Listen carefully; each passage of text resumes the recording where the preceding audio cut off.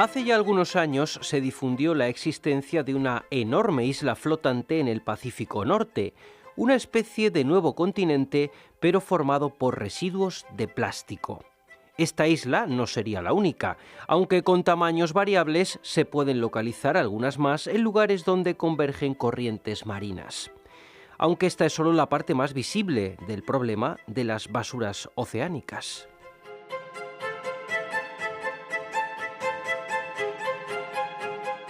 Más reciente es la preocupación por la presencia de microplásticos, pequeñas partículas de plástico de menos de 5 milímetros de diámetro que pueden tener distintos orígenes. Por ejemplo, los componentes que se utilizan en los cosméticos.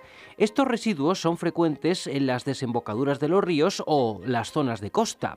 Aunque las investigaciones son aún recientes, se están estudiando los efectos que estas partículas pueden tener en los organismos marinos que las ingieren y en qué medida resultarían dañinas para los seres humanos cuando pasan a nuestra cadena alimentaria.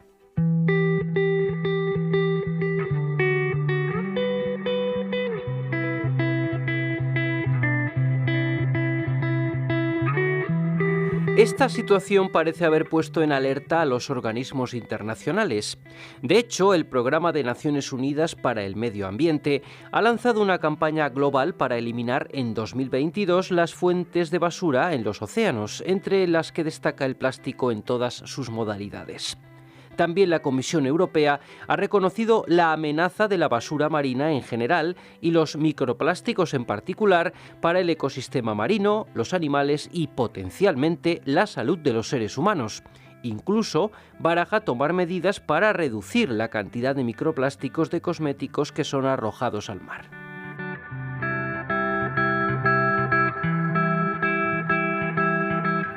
En este programa vamos a analizar la problemática de los microplásticos y su impacto en el medio marino. También nos preguntaremos por los efectos que pueden llegar a tener en los seres humanos que consumen animales que han podido ingerir estos contaminantes. Asimismo, nos cuestionaremos sobre el nivel de concienciación ambiental que existe en la actualidad en relación a este tema. Preguntas y respuestas que abordamos con José Luis Martínez Guitarte, profesor del Grupo de Biología y Toxicología Ambiental de la UNED. Profesor, en primer lugar, ¿cómo definiríamos a los microplásticos? Los microplásticos son, productos plásticos, evidentemente, que pueden tener dos fuentes. Por un lado pueden ser lo que se llaman microplásticos primarios, es decir, que se fabrican precisamente como tales, o pueden ser productos derivados de la degradación de los plásticos. Un microplástico se define básicamente por su tamaño, es decir, aquello que es muy pequeño se puede considerar microplástico, pero ¿cuál es el tamaño, mínimo? El mínimo se podría ir hasta nanoplásticos. Ahora, ¿en qué punto consideramos microplástico o plástico? Pues hay diversos criterios, hay gente que dice, por ejemplo, menores de 5 milímetros, pero creo que la forma más sencilla de visualizarlo es aquello que no vemos directamente con el ojo humano. Es decir, que necesitas una lupa o necesitas un microscopio para verlo. Y todo aquello que es mayor de ese tamaño se puede considerar meso o macroplástico. Y entonces, ¿cómo llegan los microplásticos al medio marino? Aquí la actividad humana y su concentración son claves, ¿no? Evidentemente la población humana se distribuye por todo el globo y usamos el agua dulce normalmente pues para beber, para producir cosas y demás. Lo que ocurre es que normalmente al final acaba todo en un río, en un lago o algo que, queramos o no, va a ir vertiendo al mar. Entonces, el principal sumidero de todo suele ser el mar. Además, el problema que hay normalmente es que la población humana se concentra sobre todo en la parte de costa. La tendencia de los humanos es ir a zona de costa. Y entonces allí normalmente en lo que son los primeros kilómetros de costa es donde suele haber más microplásticos, donde suele haber más concentración de basura, por eso, por un lado porque la misma actividad humana, no solo de vertido, sino lo que hacemos diariamente, uno cuando se va a la playa con el bocata, el no sé qué, cosas de este estilo, pues vas dejando basura lamentablemente, pero bueno, y luego pues los mismos ríos van vertiendo, entonces acaba todo en el mar. Lo que pasa es que, claro, el mar también tiene sus corrientes y sus movimientos y entonces pues tiende a concentrarse más, o sea, se encuentra más microplástico a día de hoy en la zona de costa, en los primeros kilómetros de costa, que en la zona del interior marino, pero también lo hay. Porque aquí habría que diferenciar, muchas veces en los informativos vemos noticias o imágenes de inmensas islas de plásticos, de grandes plásticos perdidas en mitad del océano. Aquí estamos hablando de otro tipo de contaminación distinta, de unos plásticos más pequeñitos de otra manera, ¿no? Sí, a ver, como comentaba antes, había lo que son los plásticos que se producen de forma primaria. Bueno, muchas veces los plásticos también, antes de transformarse en otras cosas, se producen como, digamos, pequeñas bolitas porque son más fáciles de transportar y demás, y entonces eso se puede verter en algún momento dado, pues un vertido casual. Pero luego hay, por ejemplo, algo que se usa muy a menudo, que son los desmaquilladores. Pues, por ejemplo, eso lleva también microplásticos. Evidentemente son microscópicos y entonces no se ven, pero entonces, ¿qué pasa? Que cuando nosotros tiramos algo que acabe en el agua, lo que sea, pues eso está, digamos, diluyéndose ahí y acaba. ¿Qué pasa? Que estas grandes islas que se habla normalmente son muy visibles porque son macroplásticos. ¿Qué ocurre? Que estas islas también están sometidas a lo que es el entorno, es decir, la radiación ultravioleta del sol si están en superficie y el mismo entorno marino en el sentido de que la salinidad, el pH y todo este tipo de cosas que hay en cualquier entorno, digamos, ambiental, va a ir modificando esos plásticos. Entonces, las islas en sí mismos ya son, digamos, un problema ambiental, pero además también son fuente de microplásticos. Entonces, cuando están en el entorno marino, pues evidentemente necesitan mucho tiempo. No es que sea un día para otro, van a necesitar un tiempo, porque la radiación ultravioleta y todo esto tarda tiempo en ejercer el efecto, pero van a ser fuente de microplásticos. Pero claro, va a haber siempre más en la costa porque nosotros somos una fuente constante. Lo otro es una cosa más azarosa en el sentido de que, bueno, habrá más de un tipo de otro y tenderá a degradarse, pero tardará mucho más que si tú lo haces específicamente o, digamos, favoreces las condiciones. Uh-huh. Y cuando estos microplásticos llegan al agua, al entorno marino, bueno, ¿qué comienza a pasar? Porque luego en el entorno marino hay diversos niveles, en fin. Sí, a ver, dentro de los microplásticos, o de los plásticos en general, tenemos distintas composiciones. Eso les da propiedades químicas diferentes, propiedades físicas diferentes también muchas veces. De hecho, se fabrican en ese sentido. Uno quiere hacer plásticos diferentes porque quiere utilizarlos en distintas cosas. Entonces, ¿qué pasa? Pues que tienen distinta densidad, tienen distintas propiedades, por ejemplo, en función de los aditivos que se les han añadido. Hay plásticos que lo que se busca es que sean resistentes, pues, al calor. Pues se añade algún aditivo que les permite precisamente ser resistentes al calor. En otros casos, por ejemplo, no se quiere que crezcan bacterias, entonces se añade algún producto que sea inhibidor microbiano. En otros casos, pues bueno, se busca otra propiedad. Entonces, todos esos aditivos, por un lado, van a ser liberados también por los microplásticos en función del entorno donde se encuentren. Y van a influir también en cómo se va a comportar el microplástico o el plástico en general, porque claro, aquí hablamos sobre todo de tamaño, pero es que los plásticos también sería aplicable todo esto, ¿no? Lo que pasa es que es distinto ambiente. Entonces, el microplástico, ¿qué va a ocurrirle? Bueno, pues puede ocurrirle miles de cosas, en el sentido de que puede degradarse o, digamos, puede ir liberando estos aditivos que comento, puede ir rompiéndose en fragmentos más pequeños, pasar a ser nanoplástico, puede absorber cosas, es decir, se pueden pegar al mismo tanto productos químicos que haya en el mar, porque el mar tiene muchas cosas, como organismos.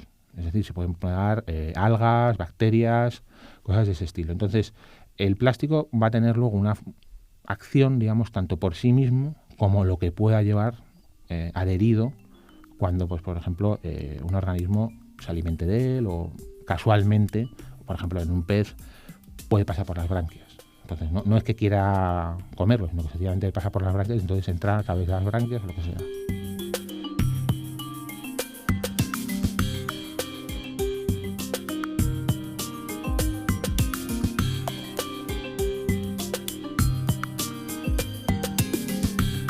¿Y qué se puede decir en torno a los efectos para la fauna marina y posteriormente para los seres humanos?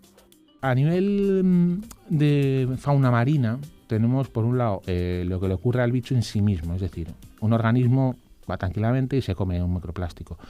Una cosa que puede pasar, por ejemplo, en el plancton, que todo el mundo conoce más o menos lo que es, pues evidentemente lo puede tomar como alimento, en el sentido de que el plancton va, digamos, en disolución o va en flotación en el mar y se encuentra algo y dice, pues esto es comida y me lo como.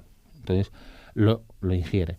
ese plancton se lo come otro bicho, un poco más grande. Entonces, digamos, a través de la cadena puede ir subiendo. O sea, es decir, puedes tenerlo acumulación a lo largo de la cadena alimentaria o que el mismo organismo se lo coma. Es decir, habría dos posibles fuentes.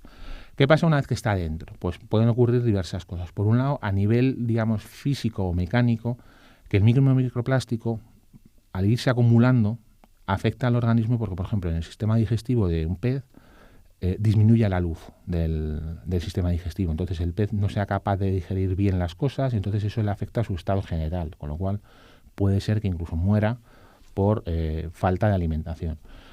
Hay otros organismos que lo eliminan sin ningún problema. También depende del tamaño, porque claro, también es el tamaño y la forma. No es lo mismo un plástico, un microplástico, que es redondito, que una cosa que tiene unas formas muy angulosas. Será más fácil eliminar el redondito que el anguloso. Y luego tenemos una segunda parte, que es la parte de la parte química, digamos, que es que el mismo microplástico puede ir liberando componentes propios. Y por último, la parte de lo que va adherido. Es decir, por un lado, puede ir productos químicos. Bueno, pues estos productos químicos, como cualquier otro producto químico, puede tener un efecto en el organismo o no hacerle nada. O sea, eso ya dependerá del organismo y del producto. Puede ser un antibiótico, puede ser un compuesto químico natural, puede ser un compuesto producido por alguna planta, cosas de ese estilo que están en el mar.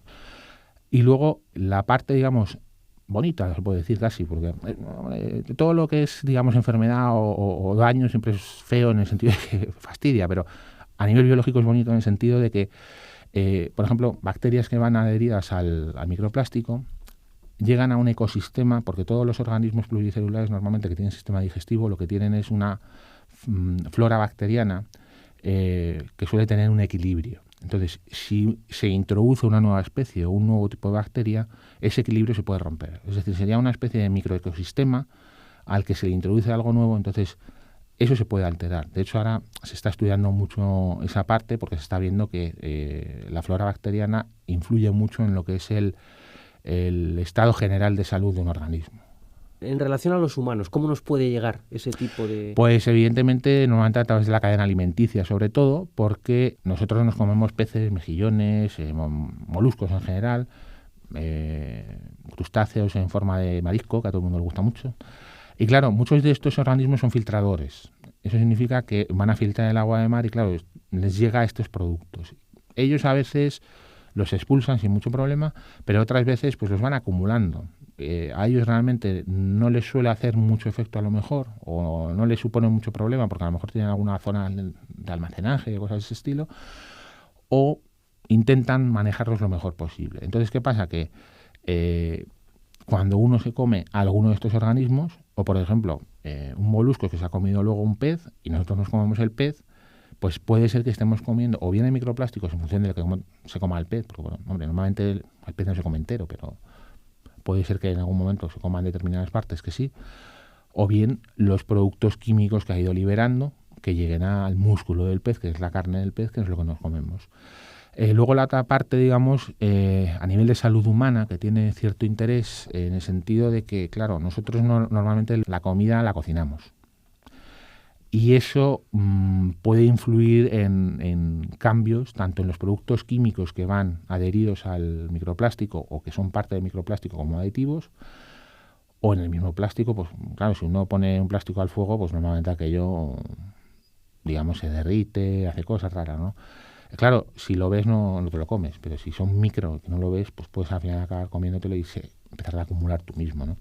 Entonces, bueno, digamos que habría esas dos vertientes. Por un lado, el comerse el bicho, y luego las modificaciones que se pueden dar al cocinar en función de cómo se cocine o cómo se prepare el alimento, porque claro, no siempre tiene que ser por calor, a veces también se hace pues no sé, con salmuera o cosas de este estilo, y claro, eso también puede afectar por acidez o cambios de otro tipo que puede afectar a lo que son los compuestos químicos en función del entorno donde estén.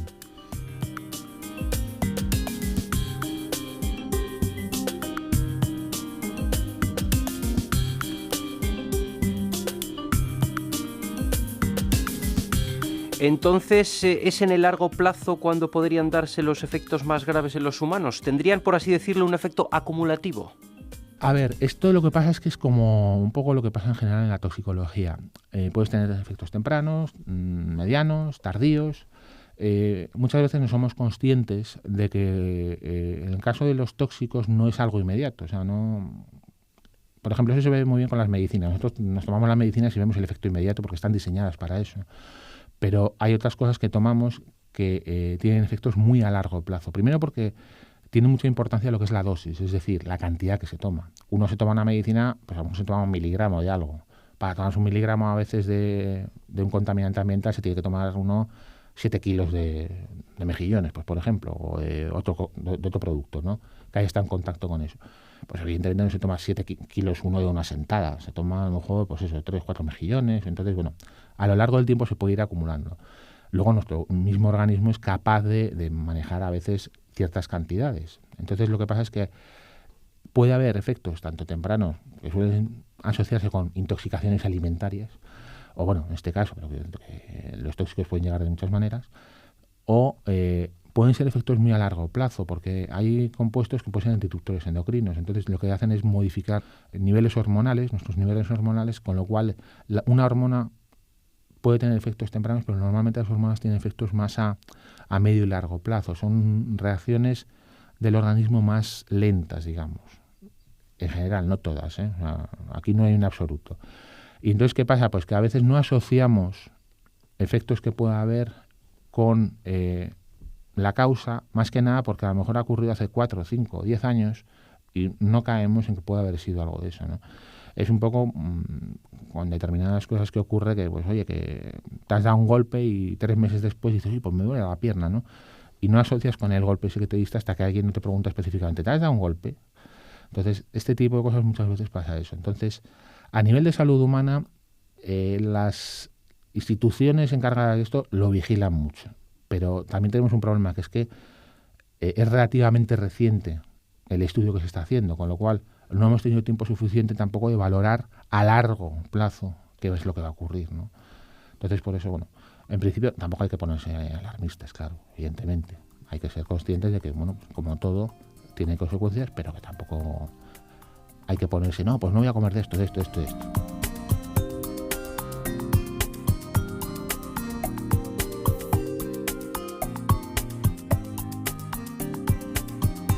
Precisamente sobre eso quería preguntar, ¿cuáles son los mecanismos de vigilancia que se están adoptando para que esta situación no se convierta en un problema aún mayor? A ver, los mecanismos de vigilancia, pues hombre, el objetivo general normalmente es intentar minimizar que las cosas lleguen. Entonces las depuradoras y todo esto tratan de eliminar.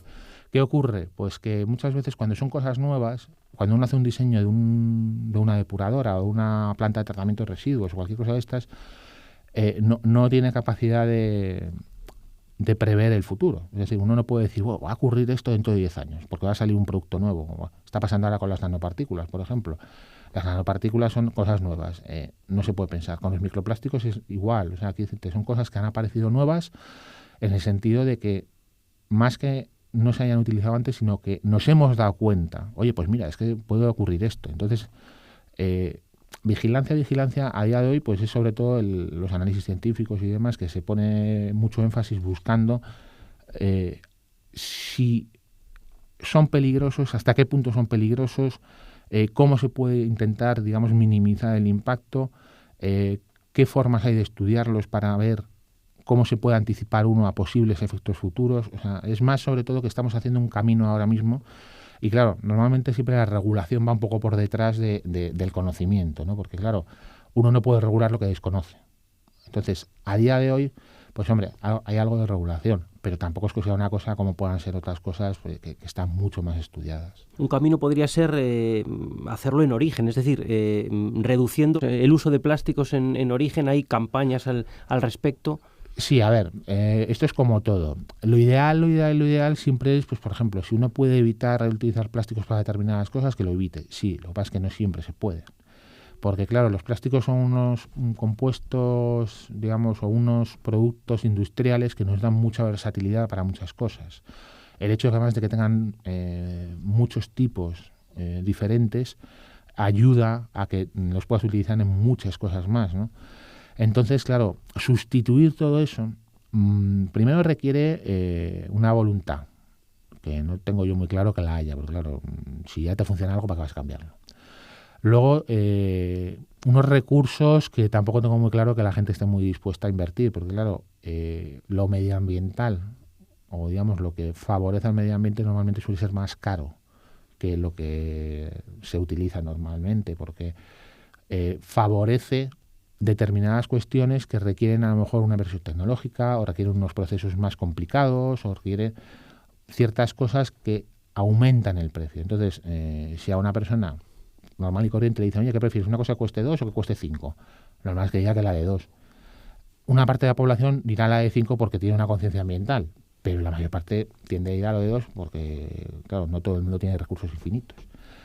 Entonces, ¿qué pasa? Pues que lo ideal sería eso, que intentáramos minimizarlo, pero en el mundo actual, pues por ejemplo, hay muchas cosas que son de lo que se llama de usar y tirar.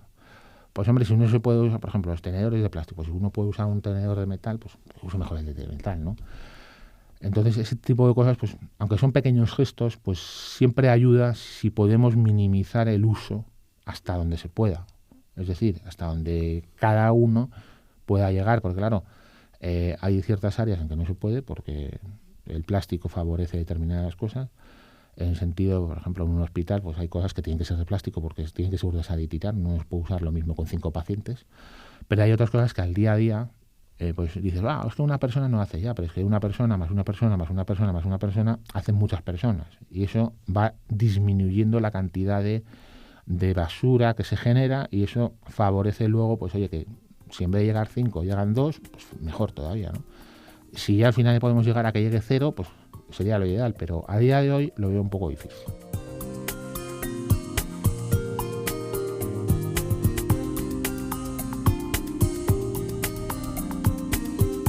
Quizás se trataría de intensificar las campañas de concienciación ambiental, intentar que cambiáramos ese hábito de usar y tirar tan extendido en la sociedad. Sí, yo creo que es que por ese lado está haciéndose bastante. Lo que pasa es que, pues por ejemplo, cuando uno está en crisis, como nos ha ocurrido ahora, es más difícil decirle a una persona, mira, gástate un poco más, o compra algo, o usa algo que a lo mejor sí te va a valer varias veces, pero que te sale más caro de inicio, porque a lo mejor en ese momento no puede. Entonces, la situación es compleja por eso, porque tienes por un lado el deseo, yo creo que es como a todo el mundo, o sea, a todo el mundo se le pregunta, oye, mira, ¿quieres que el medio ambiente funcione? Bueno, sí, claro, evidentemente. ¿Quieres eliminar todos los peligros? Sí. Ahora, hay que hacer esto, es que no puedo. Pero no es porque no quiera mucha gente, sino porque no puede. Entonces, ahí es que hay que buscar algún equilibrio, porque yo creo que la conciencia ambiental actualmente es mucho más alta que hace tiempo. La mayor parte de la gente, de una manera u otra, tiene una conciencia ambiental, en el sentido de que es consciente de lo que hace afecta al entorno. Hay gente que le importa poco, también hay que decirlo. La mayoría de la gente sí está concienciada en que tenemos que mejorarlo, sobre todo aparte porque las campañas que se han hecho de, pues tanto como el cambio climático, todos los daños que hay y demás, porque somos cada vez más conscientes de nuestra salud. Como vivimos más, queremos llegar a viejos con mejor salud, porque oye, mira, ya que llegas, pásatelo bien, disfrútalo. Entonces, para hacer eso tienes que estar en buena forma, en una calidad de vida buena, y entonces también la gente, pues por ejemplo, piensa en los que vienen detrás. Antes era un poco más vive al día, ahora es más pensando, oye, mira, que es que si yo hago esto, a lo mejor al que viene detrás lo voy a fastidiar mucho. Entonces, en general creo que hay ese deseo, lo que pasa es que querer no siempre es poder hacerlo. Y ya finalmente, José Luis, quería preguntar si dentro del grupo de Biología y Toxicología Ambiental, dentro de las líneas de investigación, se aborda este tema de los microplásticos, sus efectos. A ver, estamos empezando ahora mismo. De hecho, hay una persona que ha empezado este año a hacer la tesis con nosotros. Es una persona que está fuera de España, que trabaja en una organización. Y entonces, de hecho, la aproximación que yo he hecho un poco a los microplásticos ha sido a razón de esto, ¿no? Porque de hablar con esta persona me ha comentado y demás el interés que había, y yo, pues mira, pues vamos a ir viendo un poco qué se puede hacer. El tema de los microplásticos sobre todo está más centrado en el ambiente marino, pero yo creo que va a haber que extenderlo también, pues, a suelos y al agua dulce, porque aunque sea un paso efímero, digamos, porque el agua corriente va pasando, también, pues oye, pasa un microplástico, se lo come un bicho, pues el bicho sigue ahí. El agua sigue corriendo, pero el bicho se ha comido el microplástico. Probablemente sea menos efecto en los ambientes de ecosistemas acuáticos, digamos, de agua dulce, pero yo creo que tampoco podemos olvidarnos de esa parte, ¿no? Y entonces, a día de hoy estamos empezando. No sé hasta dónde llegaremos, porque esto es infinito, con casi se puede decir, porque depende mucho, pues eso, del tipo de microplástico, depende mucho de la composición que tenga y el organismo que estés utilizando. No es lo mismo usar bacterias que usar peces. Entonces, todo este tipo de cosas veremos a ver cómo podemos abordarlo, pero a día de hoy estamos empezando un poco a explorar este camino también. Muy bien, pues José Luis Martínez Guitarte, muchas gracias por acompañarnos y por hacernos esta aproximación al mundo de los microplásticos y de su problemática. Gracias. Gracias a ti.